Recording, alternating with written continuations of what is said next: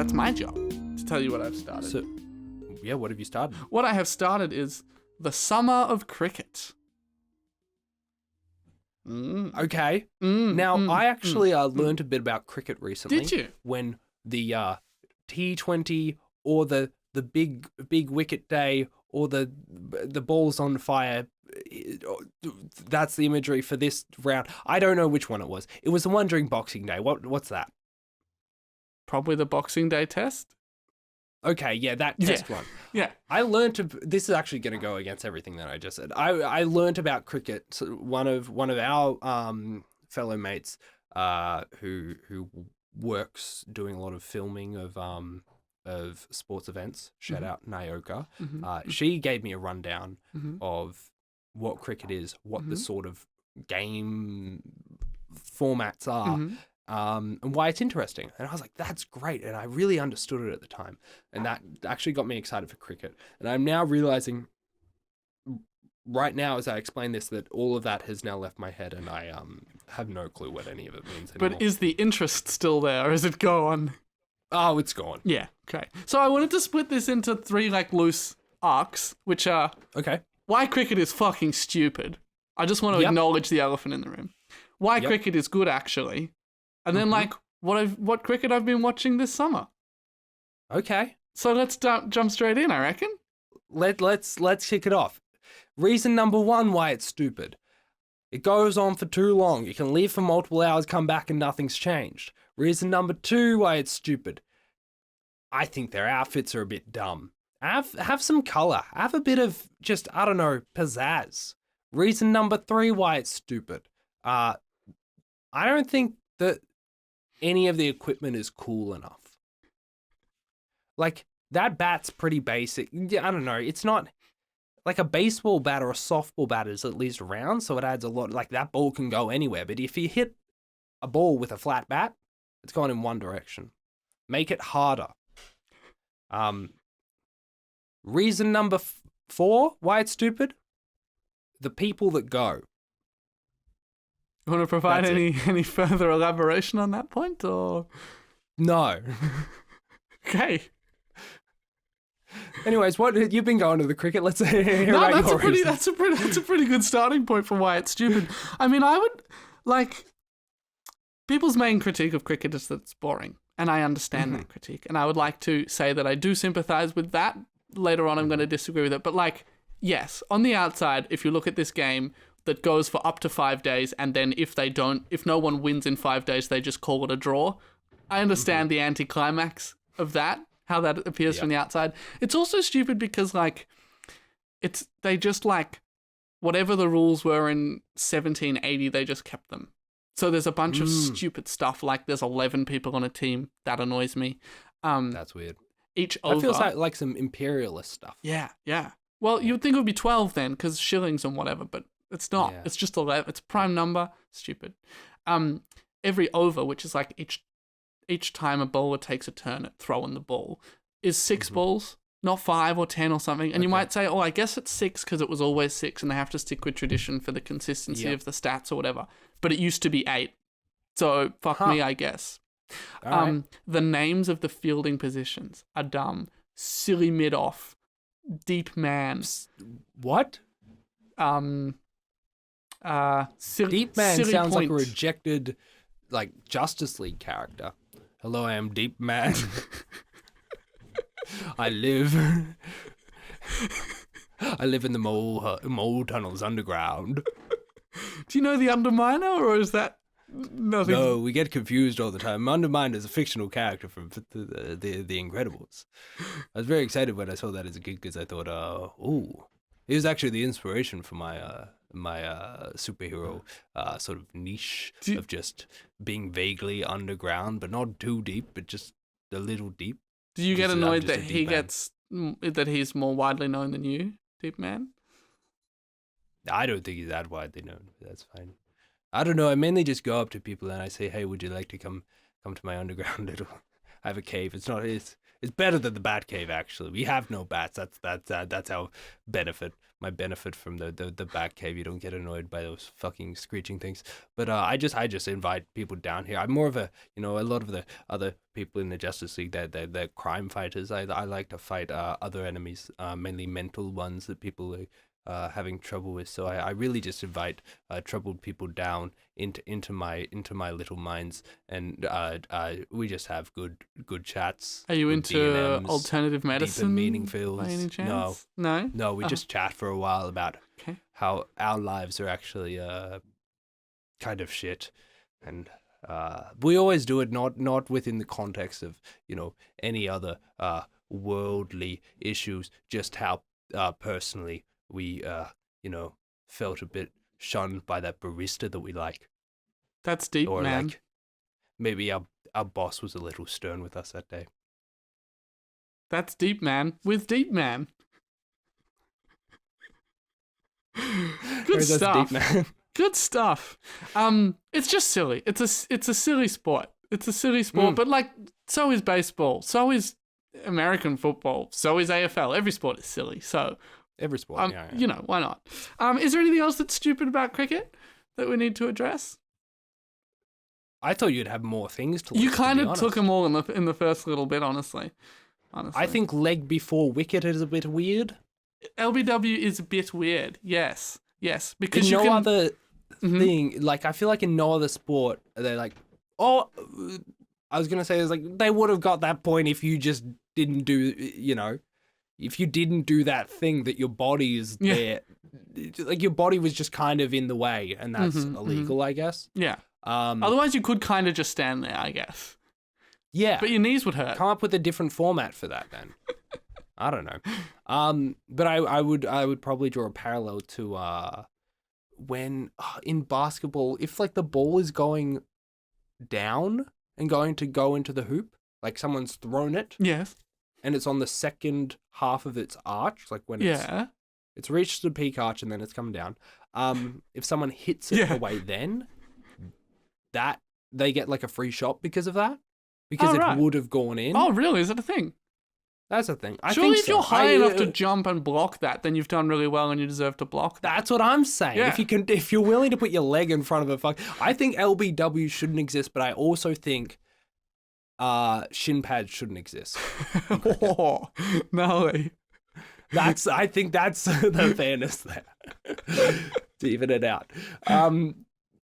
But yeah, no, that's the rule in NBA that I only really know because I played NBA Jam on the PS3 a bunch as a kid. To be fair, if you make cricket any harder for the batter, then you get baseball, where it's like, more likely than not, you're going to miss this 3 times, and when you do, we're just going to move on to the next guy. Yeah. Which is crazy. Whereas cricket is like, maybe this helps our American listeners, cricket is like if you keep missing, you just have to stay at that crease. How long do you have to stay? You can't give up? So in order to leave the crease, you either need to hit the ball far enough to risk running down one end, right? And then you swap with your partner, with the other batter, or every 6 balls. When the over changes, the bowler will bowl from the other end. So that effectively swaps which batter is facing. So Gotcha. if the worst comes to the worst, you never have to face more than 6 in a row, unless you score 1 run off the last ball of the over, and then you have to face the next however many you're going to get. Right, okay. Which, when there's a really good batter in and someone who's further, because everyone has to bat, even the ones who are there because they're good bowlers. So sometimes there's a really strong batter who is in there protecting someone else. And or someone who's really, when you're in the flow state, that's called farming the strike. When you're like, I'm going to try and score a single or a 3 if you're crazy off the end of the over to try and keep facing. So then you'll see strategic decisions like there might be time to run 2, but they'll run 1. Yeah. Interesting. Anyway, so that's some reasons why cricket is stupid. Here's why I enjoy cricket. And like all sport and art, it really is just like what you either grew up with or chose to learn. And I just know this stuff because some of my family watch it. Like my dad taught me what to watch for, really. Okay. Yep. Cricket is great because it's... The first problem is you're thinking of it as a sport, and you need to think of it as a spectator, as an activity. Cricket is a thing that happens in parallel with something else, like a conversation, or I guess having a beer if that's your jam, or like you listen to the cricket on the radio or you do some gardening, or you put it on and you go and do some admin, and then there's like a rhythm that you learn over time about like every maybe 40 seconds a ball will be bowled, which is the bit you really want to watch. And then you go to doing your other thing. And You that's, go back to your phone and back on Sportsbet. yeah. Yeah, you go back to your booze and your bet, you know? The two things that make you a real man in Australia. Anyway, so it's like and in the same way that I understand a lot of people are into like baseball stats, it's really great for that stuff. Like the stories that are told in cricket are not like, yo, did you see when that guy punched that guy? It's more like, oh wow, this hasn't happened since 1987. And the last time it happened was in Pakistan on day 4 when it was 25.6 degrees Celsius or something, you know? So, yeah. I guess my question would be, how interesting is all of this if it's just like that example of, oh, this one specific thing hasn't happened since this time. Mm-hmm. It seems like there's just people recording something that's happened. Like, if we had stats on everything, then yeah, it would be interesting when someone did something that someone else hasn't done for 50 years, but it's a pretty like normal thing, you know?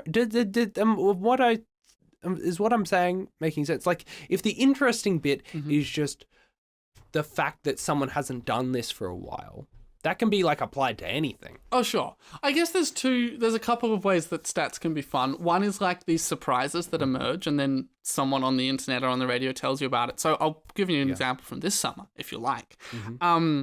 So there was recently a tour where India came over to Australia to play 5 test matches.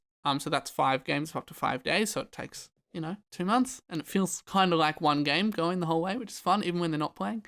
And 2 of our batters, bowlers, really, they are not in the team for their batting. Nathan Lyon and Scott Boland did a thing that hasn't been done since 1961, which is, as a partnership, a 10th wicket partnership, which means the last ones in, for the innings, they survived 50 balls in both innings of that test match, which hasn't happened since 1961. So that was like a surprise. And that stat illustrated something that those of us who were watching the game had seen, which is like, these 2 should be out by now. These 2 are putting up a crazy good, lucky, spunky, incredible defense against people who should have got them out an hour and 15 minutes ago. So that's one kind of stat. And then the other one is a stat that you kind of know is coming or you're watching. So this year in Sri Lanka, Steve Smith scored his 10,000th run. So that in test history. So every time that he's played, if you add up all the runs he's got, he was up to 9,999. And then he got out. So that was like everyone was preparing for this big moment in Sydney at the SCG. Right. And, 50,000 people there watching him in his home country, ready to applaud his 10,000 runs. And he gets out, he gets bowled, and he has to wait like 3 weeks, and he has to do it in a tiny ground in Sri Lanka that sits in the middle of a roundabout. So it's these stories that are told over time, as well as these moments that are surprising. I don't know. Yeah. I guess any sport, if you watch it closely enough, you learn this type of language, but I just particularly enjoy the cricket ones because, I don't know, I just do. Yeah. It's storytelling. Well, that's something you really liked about 2001: A Space Odyssey, right? It's just a story that's told over time. No, it's really boring. I hate that movie. Yeah. It's so boring. But it happens over an elongated period of time. I wish it didn't. It's a story that happens over time. It should be a story that is better and happens over less time. So anyways, back to cricket. Yeah. A thing that I wish was a little better and happened over less time. Guess what they've done in the last couple of decades and the last few years? They've made it go for less time. They made it interesting? Right, yeah, so this is what Naoka and you would have been talking about, which is, so I've been talking about test matches because that's like pure cricket, or that's what the old, white men like. It's also my favourite. I want to be a retiree. What can I say? But then there's a thing called a one-day format, which is you play 50 overs each. So it goes from maybe 10 in the morning till, 6 at night or something. And then there's this thing called 2020, which is what where all the money in cricket is, and that's you play 20 overs each, so it's over in like 3 hours, a bit more like a game of AFL or soccer or whatever. Yep. And that's the way that cricket is able to do the test matches, is because they find some money from these T20s. Sure. They're much more advertising heavy. They're much more there's fireworks and loud, pop music and stuff. Okay. And in particular, I don't know if you're familiar with the country of India, where there's 1 billion people. I haven't heard of it until now, but I will just go with you. They basically dominate cricket, like admin and publicity and funding, and their teams are very good as well. I will say Australia beat them 3-1 in the last bilateral test we had, but that's fine. The Indian team are very good, I do acknowledge that. But India have this thing called the IPL, the International Premier League, I think it's called. Anyway, and so players from everywhere, England, Australia, West Indies, South Africa, all go to India, and they get paid insane sums for the skilled players, like $4 million for one season that lasts 3 months. Wow. And that's where everything is that's where cricket is buzzing right now. All these new fans who are coming into the middle class, who have loved cricket and now have like homegrown heroes playing in their home country. So, yeah, cricket got shorter because attention spans got shorter. TikTok made T20 cricket, everyone. You heard it here first. Yeah. I will say that even before I was on social media, I thought not TikTok. I thought the cricket was boring. A bit boring. Yeah. I get it. I really sympathize with that. And then I've kind of brought up a few of the things that happened this summer, but just to like every day, my God, that would be exhausting. Every year, my dad and I and a friend and sometimes some other people, some other family go to day 2 of the Boxing Day test. So that's a bit of a tradition to us. That's obviously a test that starts on the 26th, and so we go on the 27th. Day 2 is great because you usually see the end of someone's innings, so some people getting bowled out, and then some opening batting, which is usually really high quality batting, so you see a bit of everything. Yeah. There was 80,000 people there this year on day 2, so that was fun. And then I also watched the rest of that series with India quite closely. I was listening on the radio all the time. Then I caught little bits of the tests in Sri Lanka, but obviously there's a time difference. And I also went to day 3 of the Women's Ashes, which was fun. Women's Ashes was amazing. Australia played really well. The women's game is going great. They got to play at the MCG this year, which was just awesome to see. I did go for like the least interesting 2 hours of that whole 3-day game. I saw very little happen. Which, like, it's not very little. You went to see the cricket for 2 hours. I went to see the cricket for 2 hours, that's right. But you wouldn't believe what happened as soon as I left. Before I even got to the train at Richmond Station, there was like 2 wickets, and then England completely collapsed that afternoon. And I was like, wow, I really left 5 minutes too early. Yeah. I think that's one of the things with cricket is the fact that if I was to get into it, it kind of demands your attention all the time, despite not being engaging all the time. Like that experience, like because it goes on for days and days and days, and you just cannot actually really keep up with it. In the time in which the engaging bit happens can be very short. Yeah. It's almost kind of like politics. Sure. Just, that was the first thing to come to mind. It's like, I can follow what the Australian government's doing. There's an election happening at some point, but until that election is announced, that election might be announced while I'm asleep tonight. I'm interested in the interesting things happening, but I might listen to the news for an hour and nothing really happens. And then as soon as I turn it off, that's when the interesting thing gets, whether it be an election being called or whatever. So, yeah, you're there for the interesting part that affects you personally, but it just might not happen, I actually wanted to bring this up, so I'm so interested that you've drawn this parallel, because cricket is great for those of us who have like an unquenchable desire to check our phones. And for me, that does usually manifest as checking the news, which isn't always good for me. and often what's happening won't matter by 24 hours later. But if I check the cricket, I get that weird dopamine hit. I feel informed. I feel like I'm participating in a cultural moment, but none of it matters because it's sport. So I would actually propose Test cricket as a great, you can think of it like vaping for news addicts. Okay. Running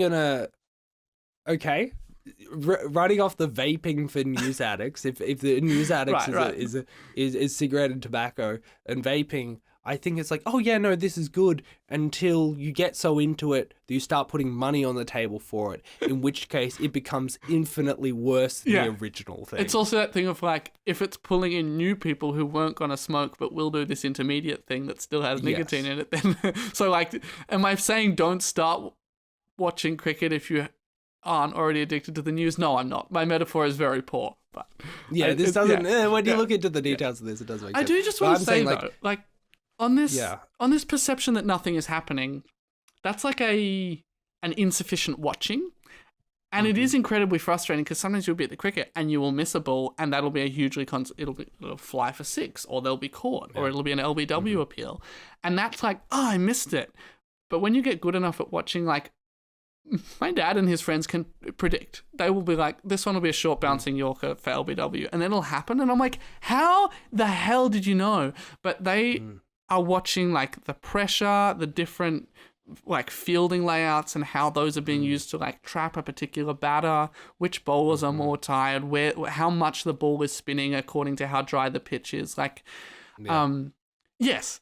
Obviously, there's lots of times in cricket where nothing happens or where you tune out and then something happens. But what's amazing about it is to remember, like, we're watching from hundreds of meters away or on a screen. But what's happening for those batters and bowlers and fielders is, like, I've been here for 3.5 hours. I'm wearing this huge helmet to make sure I don't get hit in the face. I'm boiling hot. I've been concentrating really hard. I've got to keep an eye on the scoreboard. That fielder's just moved to try and trick me and catch me out. And now this ball is about to fly at my head at 140 k's an hour again. Cricket is so hard. It's so incredibly difficult. And I didn't really clock that until some of my family started playing. My dad and my brother are playing cricket, and it's insane what they have to do. Like, I was there a couple of years ago when David Warner made 200. He was getting old. I think he was 37 or 38. Everyone was talking about, is it time for him to retire? Old. I'm 97 right now. I can beat him. And he stood up at the MCG and batted for most of 2 days and made 200 runs. And like, it's just this defiant stand against, everything everyone had been saying, I guess. And he got to 200. He jumped for joy, and every single muscle in his body cramped, and he had to retire hurt. My dad and I were there watching that day. We had to go home at 3:30. We left 2.5 hours before the end of the day because we were sitting still in the shade, in the stands, and it was unbearably hot. Like, we were dripping with sweat. Yeah. And this guy was out there batting all day, having batted for the whole previous afternoon. I think people underestimate the physical effort and fatigue and mental stamina of cricket. It's crazy. I think that it kind of does go a bit hand in hand when with the complaint that cricket is too long. Like, that is, it seems like that's not a complaint only shared by people who might be interested in it, but also like the people who are playing. It's like, I don't think. Well, yeah, it's an incredible physical endurance. Some of it is like, why are they doing it? I would love for you to explain the tea break. That's the last kind of. Oh, what? Okay, what is there to say? This the fact that they just have can like call breaks for tea, or it happens intermittent. Like, what is the situation? Okay, because this is like a very British sport. Yes, very. And they're out in the sun for so long, and there's this massive endurance thing. But then they have breaks to drink some tea and eat some biscuits. Is that, have I got that right? Not at all. Like, you don't see that in any in like a NBA game. You're like, hold on, for this long. It's crazy. It's a stupid thing to do. Cricket is stupid. Sure. Cricket is great. Okay, so your normal test day, unless it's a day-night test, and then you just shift everything a few hours back. Runs from 10 a.m. till 6 or 6:30 if they haven't played enough overs yet. Unless it rains, and anytime it's raining even a tiny bit, you stop, because of our precious little pitches. If they get one spot of rain on them, they're going to be ruined. So sometimes you have a whole day where it's just players coming on and off the field because it stops raining and starts again. Cricket is stupid. Runs from 10 till 6 or 6:30. At, I don't remember the exact times, but at 2 points in the middle there, kind of like act breaks between movies, between parts of a movie, they have a break. So at, I think, 12:30, they have a 40-minute break for lunch, and at 3, they have a 40-minute break for tea, something like that. Tea is dinner, or like afternoon tea, like they, and then, sorry, to finish, so you've, just trying to make sure that the audio listeners can understand this, because I am using my hands a lot. You've got the start of play, then you've got lunch, and then you've got tea, and then you've got the end of play, stops, right? And in between each of those, you also have a drinks break, where drinks get run out to everyone on the field, to make sure that everyone stays alive. Sometimes there's extra drinks breaks called as well, and that is all the umpires call that stuff. Right. So from my understanding, those drinks breaks include tea, though. You could have a nice iced tea. Tea is an old British word for like first dinner.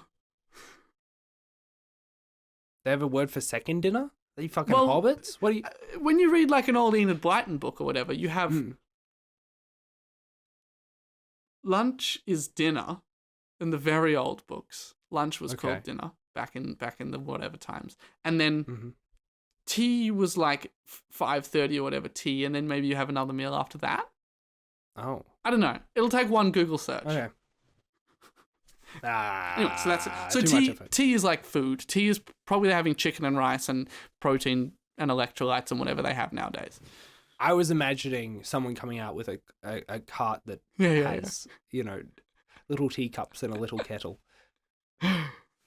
It could honestly, yes, cricket's like that. Oh, I forgot to say, cricket's full of fun little rules. Like, there's a helmet that can go on, so sometimes fielders have to field up real close, and to make sure that they don't get a ricochet and get really severe injury, they have a helmet that they can put on.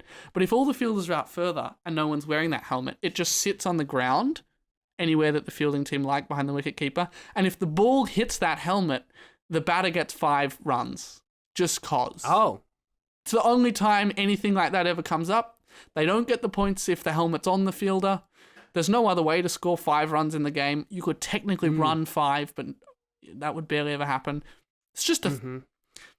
That's just a thing that they have. Who knows why? Yeah. You know? Okay. Anyway. That's very interesting. Cricket is stupid. Cricket is fun. And that's what I've started. I thought you were going to make a rhyme there. Cricket is stupid. Cricket is fun. When do cricketers do pooping? When they got the runs. Hey! That's extra good because runs is... Yeah, very good. Yeah, excellent. Nice. Great. There's no better way to finish this section than with our new poem. Well, thanks for giving me and the listeners, I suppose, as well, a rundown of cricket. Good stuff. It's good stuff. It seems like it's all right stuff. It's, if you know what you're looking for, it's good fun. Except Who do when you it's recommend cricket to? Starting engaging with cricket. People should watch a T20 game. Okay. Yeah. They even have special rules, like sometimes the fielders get all pushed back so that the batters have to... It's as close as you can get to like tip it and run, tippity cricket. Did you ever play that as a kid? Where if you hit it, you have to run. Possibly. It's basically that these days. Yeah. So start with the exciting one. I'm not crazy. Go and physically go and have a fun evening with some friends and drink if that's your thing. Grab some food. Have a night in the city. Like, yeah, be a normal young person integrating into your life before you be a wannabe retiree in the MCG members, where everyone gets booed because they don't do the Mexican wave.